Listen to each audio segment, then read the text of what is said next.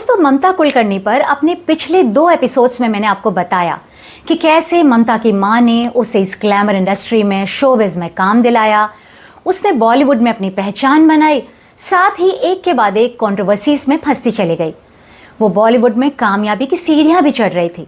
वो controversial chapters थे, जैसे टॉपलेस फोटोशूट, जिसे अब वो गलती मानती है, फिर अंडरवर्ल्ड डॉन छोटा राजन से love affair, film maker Rajkumar Santoshi पर मोलेस्टेशन का आरोप लगाना, वो गलती नहीं थी हालांकि, इसके अंजाम में चाइना गेट से उसे निकाला जाना, फिर दुबई से डॉन के गन पॉइंट पर वापस लिया जाना, और ममता का एक्शन डायरेक्टर टीनू वर्मा से एक्स्ट्रा मैरिटल लव अफेयर। दोस्तों, इसके बाद एक बहुत बड़ा चैप्टर उसकी जिंदगी में आया। तो आज सुनिए इस सीरीज का पार्ट 3। दोस्तों, चाइना गेट के चैप्टर में अंडरवर्ल्ड डॉन से रिश्तों का खुलासा होने के बाद ममता कुलकर्णी का डाउनफॉल शुरू हो गया था। हालांकि जब डॉन से हीरोइन का रिश्ता शुरू हुआ तब ममता को करियर में उसका फायदा भी हुआ था और कई बड़ी फिल्में मिली थीं। उसी दौरान ममता की जिंदगी में एक नए शख्स की एंट्री हुई जिसका नाम था विक्की गोस्वामी। यानी उसकी जिंदगी में आया international drug dealer Vicky Goswami. Vicky उसका जबरदस्त फैन था और काफी कोशिश करके उसके करीब आया था। अब ये विक्की कौन था? अहमदाबाद का रहने वाला विजय आनंद गिरी उर्फ विक्की गोस्वामी एक जाना माना ड्रग डीलर था। उसके पिता गुजरात के डीएसपी रह चुके थे और वो भी अवैध शराब बेचने के मामले में गिरफ्तार हो चुके थे। यानी ये बीमारी खानदानी थी, क्राइम की। विक्की दुबई में रहता था और छोटा राजन का ही बेहद खास आदमी था। वो भारत सहित कई देशों में ड्रग्स का कारोबार करता था। मुंबई पुलिस की गिरफ्त में आने से पहले वो दुबई फरार हो चुका था। विक्की के पास बहुत पैसा था और उसे बॉलीवुड वालों से मिलने जुलने का बड़ा शौक था। 90 के दशक में पार्टी ड्रग मेंड्रिक्स को बॉलीवुड में विक्की ने ही इंट्रोड्यूस किया था और वो सप्लाई करता था इसे मुंबई में। वो बॉलीवुड के लोगों को दुबई बुलाता था, एक से एक महंगे गिफ्ट देता था। ममता कहती है कि किसी को उसने महंगी घड़ी दी थी, किसी को गाड़ी दी थी, किसी को हीरो का हार दिया था और किसी को सोने की मोटी चेन दी थी। पता नहीं इस बात में कितनी सच्चाई है, लेकिन एक बात तो पक्की है कि बॉलीवुड के मतलबी और मनी माइंडेड लोग फ्री में तो उससे मिलने दुबई नहीं जाते होंगे, खासकर अपने पैसे खर्च करके। ममता के सेक्रेटरी के जरिए विक्की ने उससे बातचीत शुरू की थी। विक्की ममता पर बुरी तरह से फिदा था। हालांकि ममता के पिछले दीवाने और बॉयफ्रेंड टीनू वर्मा, छोटा राजन और फिल्म मेकर राजकुमार संतोषी की तरह ही विक्की भी शादीशुदा और बच्चों वाला आदमी था। इस पर ममता ने एक इंटरव्यू में खुद बताया था कि जब विक्की ने उसे प्रपोज किया था तो उसने ये कह के उसका प्रपोजल ठुकरा दिया था कि तुम एक मैरिड मैन हो, मेरा तुम्हारा क्या फ्यूचर है। लेकिन विक्की ने वही कहा जो कि हर शादीशुदा आदमी सिंगल लड़की या औरत को फुसलाने के लिए कहता है। विक्की ने कहा कि उसके अपनी पत्नी से रिश्ते बहुत खराब हो चुके हैं, उनका रिश्ता सिर्फ हाउसमेट की तरह रह गया है, दोनों एक बेडरूम में भी नहीं सोते, वगैरह वगैरह। आखिर अकेली पड़ चुकी ममता कुलकर्णी उसकी बातों में आ गई और उसके प्यार में भी पड़ गई। विक्की ड्रग्स मैन्युफैक्चरिंग के केस में दुबई में गिरफ्तार हो गया और वो जेल में चला गया था। तब तक किसी को ममता और विक्की के अफेयर के बारे में नहीं मालूम था। चाइना गेट कंट्रोवर्सी के बाद ममता से बॉलीवुड के लोगों ने धीरे धीरे किनारा कर लिया था। उसे फिल्में मिलनी बंद हो गई थी। इसकी 2 वजह थीं। एक तो ममता का नाम मोस्ट वांटेड अंडरवर्ल्ड डॉन छोटा राजन से जुड़ चुका था और अंडरवर्ल्ड से जुड़े लोगों से बॉलीवुड के लोग धीरे धीरे किनारा करने लगते थे क्योंकि क्राइम ब्रांच का बहुत प्रेशर था। दूसरा कारण था कि ममता ने एक बड़े फिल्म मेकर पर कास्टिंग काउच के मुद्दे पर उसके खिलाफ मुंह खोला था। कोई भी औरत फिल्म ही नहीं, किसी भी इंडस्ट्री में आदमी के शोषण के खिलाफ आवाज उठाती है तो मर्दों से डोमिनेटेड होने वाली इंडस्ट्री में लोग उसे कंट्रोवर्शियल का टैग देके अलग थलग कर देते हैं, उसे काम नहीं करने देते क्योंकि वो खुद भी यही कर रहे होते हैं। बॉलीवुड में तो ज्यादातर हीरोइंस चुपचाप खामोशी से कॉम्प्रोमाइज कर लेती हैं और जो नहीं करती तो साइडलाइन कर दी जाती हैं। लेकिन खुलकर बोलने की हिम्मत किसी में नहीं होती, खासकर पहले तो बिल्कुल भी नहीं होती थी। ममता काफी बोल लड़की थी तो वो सब कुछ बोल देती थी। तो ये भी एक वजह थी कि बॉलीवुड में ममता को काम मिलना बंद हो गया था। तब उसने एक मलयालम फिल्म की थी और फिर हिंदी में छुपा रुस्तम फिल्म आई थी। 2003 में ममता एक बांग्ला फिल्म में भी दिखाई दी जिसका नाम था शेष बॉन्गशोधार। ममता का बॉलीवुड से पैकअप हो रहा था। हिंदी की कभी हम कभी तुम उसकी आखिरी फिल्म थी। जैसा कि कई एक्ट्रेसेस चाहे साउथ की हों, बॉलीवुड की हों या टीवी की हों, जिस्म फरोशी से भी जुड़ जाती हैं या जुड़ी होती हैं, तो ममता कुलकर्णी का नाम भी इसमें आया। ममता अपने घर की अकेली कमाने वाली थी, शायद यही वजह रही होगी। एक रात ममता कुछ लोगों के साथ गाड़ी में मुंबई के उपनगर अंधेरी से लगे हुए ओशीवारा इलाके से गुजर रही थी। अचानक उसे शक हुआ कि वो लोग सही नहीं हैं। उसने गाड़ी से उतरने की कोशिश की, उन लोगों ने उसे नहीं जाने दिया, तो सिग्नल पर ममता ने शोर मचा दिया कि वो लोग उसे किडनैप करके ले जा रहे हैं।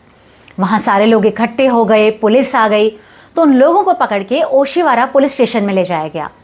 वहां जब पुलिस ऑफिसर्स ने उन लोगों का प्रोफाइल चेक किया, पूरा मामला समझा, तो पता चला कि वो अपहरण का मामला नहीं था, बल्कि बात कुछ और थी। उनके बीच किसी तरह की डील हुई थी, इसलिए सिर्फ डायरी करके उन लोगों को छोड़ दिया गया। उसके बाद ममता बॉलीवुड और मुंबई से बिल्कुल गायब हो गई। 2002 से लेकर ममता का किसी को कहीं भी कुछ पता नहीं था और 12 सालों तक वो गायब रही। असल में ममता दुबई में थी, जहां उसका प्रेमी विकी गोस्वामी ड्रग्स बनाने के अपराध में जेल में था और उस पर मुकदमा चल रहा था, क्योंकि उसकी मैंड्रिक्स मैन्युफैक्चरिंग की यूनिट्स पर यूएई पुलिस ने रेड की थी और उसके खिलाफ पुख्ता सबूत मिले थे। विकी को एक अलग सेल में बिना कपड़ों के रखा गया था। ममता का कहना है कि विकी ने खाना पीना छोड़ दिया था और वो बहुत तड़प रहा था कि किसी तरह वो बाहर निकल आए। फिर किसी तरह उसने ममता को फोन कराया और रोते रोते उसे अपनी हालत बताई। ममता कहती है कि विक्की ने उसे बताया कि उस पर अपराध कबूल करने के लिए दबाव डाला जा रहा है। सुनते ही ममता सब कुछ छोड़ छाड़ के उसके पास दुबई पहुंच गई। वहां ममता को विक्की से मिलने जाते वक्त किसी ने पहचान लिया और ये बात मीडिया में छप गई। अपराध साबित होने पर विक्की को 25 साल की सजा दी गई। विक्की के दुबई में 3 होटल भी थे जो कि उसके जायज यानी लीगल बिजनेस थे। उन्हें ममता ने संभालना शुरू किया। मुंबई में वैसे भी उसके पास कोई काम नहीं था। मुंबई पुलिस की जानकारी के मुताबिक ममता ने वहां विक्की को जल्दी रिहा कराने के लिए 2012 में जेल में ही उससे शादी की। यह खबर दक्षिण अफ्रीका के अखबार मेल एंड गार्डियंस में छपी थी। विक्की के ड्रग्स का कारोबार पहले साउथ अफ्रीका में फैला हुआ था और वहां गिरफ्तार होने से पहले वो भाग निकला था, इसलिए वहां का मीडिया उसे फॉलो कर रहा था। खबर थी कि दोनों ने धर्म परिवर्तन करके इस्लाम अपना लिया और निकाह किया था।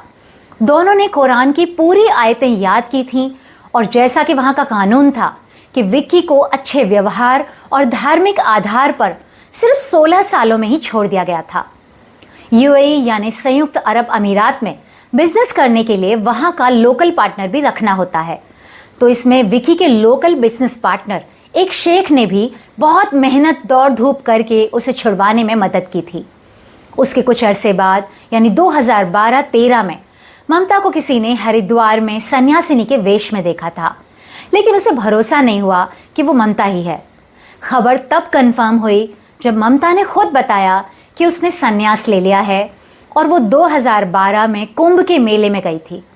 उसने एक किताब लिखी, autobiography of A Yogini. Media को शक था कि वो उसने लिखी है या नहीं, लेकिन ममता की इंग्लिश कमजोर थी। इंटरव्यूज में भी उसे मुश्किल से इंग्लिश बोलते देखा जा सकता है, तो उसकी आत्मकथा में भी व्याकरण की कई गलतियां थीं। ग्रामर की उन गलतियों को देखकर मीडिया को यकीन हो गया कि वो आत्मकथा उसी ने लिखी है। उसमें ममता ने दावा किया कि वो योगिनी बन गई है। उसका कहना है कि जब तक विक्की जेल में रहा यानी 12 सालों तक वो ब्यूटी पार्लर नहीं गई थी। उसने विक्की से शादी की खबरों को भी गलत बताया और कहा कि वो सिर्फ उसकी लिव इन पार्टनर है, पत्नी नहीं है, बीवी नहीं है, और न ही उसने इस्लाम कबूल किया था। इसके बाद 2014 में फिर ममता के नैरोबी केन्या में होने की खबर आई। केन्या में 9 नवंबर 2014 को विक्की का उसके ड्रग डीलर पार्टनर से झगड़ा हो गया। दोनों ग्रुप्स ने एक दूसरे के बॉडीगार्ड्स पर गोली चला दी। विक्की को केन्या की मोम्बासा पुलिस ने गिरफ्तार कर लिया तो उसके इंटरनेशनल ड्रग लॉर्ड होने का पता चला। विक्की और उसके 3 साथियों को अमेरिका की ड्रग एनफोर्समेंट एडमिनिस्ट्रेशन एजेंसी पकड़ के अमेरिका ले गई, लेकिन वहां विक्की ने एक स्मार्टनेस दिखाई। वो अमेरिका के लिए international Pakistani drug dealer Asif Hafeez के केस में उसके खिलाफ मुखबिर बन गया और छूट गया। इसके बाद ममता कुलकर्णी का नाम फिर से 2016 में भारत में खबरों में आया। 2016 में मुंबई से सटे सबब ठाणे की पुलिस ने महाराष्ट्र के सोलापुर में ड्रग बनाने वाली कंपनी एवॉन लाइफ साइंस पर रेड की। उसमें 18.5 टन यानी 18.5 टन एफेड्रिन केमिकल ड्रग बरामद हुई, जो कि ड्रग बनाने के लिए कच्चे माल के तौर पर नैरोबी स्मगल होनी थी। उसकी कीमत 2000 करोड़ थी। उसे नैरोबी सप्लाई किया जाना था। उस ड्रग डील की मीटिंग का गवाह था एक शख्स जयमुखी। जयमुखी को ठाणे पुलिस ने गिरफ्तार किया था। उसने पुलिस को यह बयान दिया था कि केन्या के ब्लिस होटल में एवॉन कंपनी की जो ड्रग डील की मीटिंग हुई थी उसमें ममता कुलकर्णी भी शामिल थी। उसी आधार पर पुलिस ने केस में विकी गोस्वामी के साथ ममता कुलकर्णी को भी आरोपी बनाया और उन पर एफआईआर दर्ज की थी। Special narcotics drugs and psychotropic substance यानी एनडीपीएस थाने की कोर्ट में सुनवाई चली। बार बार समन करने पर भी ममता कोर्ट में नहीं हाजिर हुई, तो इस पर कोर्ट ने एक्शन लेते हुए उसके बैंक अकाउंट्स और फ्लैट सील कर दिए। ममता के वकील के जरिए कोर्ट में उसने अर्जी देके कहा था कि वो अपने परिवार की अकेली कमाने वाली है। इस आधार पर उसके अकाउंट्स डीफ्रीज किए जाएं और उसकी प्रॉपर्टी छोड़ी जाए। इस मामले में नया मोड़ तब आ गया जब केस का आरोपी जयमुखी कोर्ट में जाकर अपने बयान से पलट गया। उसने कहा कि ठाणे पुलिस ने मारपीट और धमकी देके उससे वो बयान दिलवाया था। उन्हीं दिनों एक न्यूज चैनल की पत्रकार क्राइम रिपोर्टर शीला रावल ने केन्या जाके ममता का इंटरव्यू किया था। उसमें ममता कुलकर्णी ने विकी को अपना सिर्फ लिव इन पार्टनर बताया और कहा कि वो अब अध्यात्म और योग करती है और विक्की से किसी भी तरह के धंधे और कारोबार में उसका कोई लेना देना नहीं है। उसे गलत तरीके से केस में फंसाया गया है। ममता ने यह भी कहा कि उसने कभी भी शादी नहीं की और विकी और उसके बीच किसी भी तरह के संबंध भी नहीं है। उस केस के बाद खबरों के मुताबिक ममता और विकी ने केन्या छोड़ दिया और दोनों ने लंदन के बोइंग स्ट्रीट में एक आलीशान घर ले लिया। ममता और विकी अब वहीं रहते हैं। कहते हैं कि मुंबई के एक दूसरे ड्रग लॉर्ड इकबाल मिर्ची ने उन्हें वो घर दिलाने में मदद की थी। ममता ने अपने अतीत की एक हीरोइन की पहचान को पूरी तरह से भुला दिया है। अगर कोई भी उसे पहचाने और पूछे कि वो एक्ट्रेस ममता कुलकर्णी है तो वो साफ मना कर देती है। उसका कहना है कि उस ममता कुलकर्णी यानी हीरोइन ममता कुलकर्णी को उसने भुला दिया है, उसे बहुत पीछे छोड़ाई है। दोस्तों, जैसा कि आप जानते हैं कि भारत के कई भगोड़े अपराधी लंदन में बसे हुए हैं और भारतीय सरकार और भारतीय पुलिस उन्हें लाने में हमेशा ही नाकाम रही है। आप कितने भी नाम गिन लें, सब लंदन में बैठे हुए हैं। और जैसा कि अंडरवर्ल्ड डॉन हों, गैंगस्टर्स हों या उनसे जुड़े हुए लोग हों, वो दुनिया में कहीं भी बस जाएं, लेकिन सब हमेशा भारत में वापस आने का सपना जरूर देखते रहते हैं। जैसा कि अंडरवर्ल्ड के डॉन से जुड़ी हीरोइंस मोनिका बेदी और मंदाकिनी भारत वापस आने के बाद गुजार रही हैं। मैं अक्सर सोचती हूँ कि ममता के साथ ऐसा क्यों हुआ। मुझे तो उसकी ज़िंदगी बर्बाद करने वाली उसकी माँ लगती है, जिसने बेटी को ज़बरदस्ती फिल्मों में डाला और पैसा कमाने की मशीन बना दिया। उसे सही और गलत की समझ नहीं दी, मार्गदर्शन नहीं दिया, जबकि ममता अपनी माँ का कहना मानती थी, घर को चलाती थी, लेकिन उसकी अपनी ज़िंदगी अंधेरों में फंस कर रह गई। अब तो दोस्तों, ये थी बॉलीवुड और अंडरवर्ल्ड से जुड़ी हसीनाओं की सीरीज़ की एक और कड़ी। फिर मुलाकात होगी। आप मुझे कमेंट करके बताइएगा कि बॉलीवुड और अंडरवर्ल्ड से जुड़ी किस हसीना के बारे में आप जानना चाहते हैं। अगर वीडियो पसंद आया हो तो लाइक कीजिए और कमेंट करके मुझे ज़रूर अपनी राय बताइए। धन्यवाद।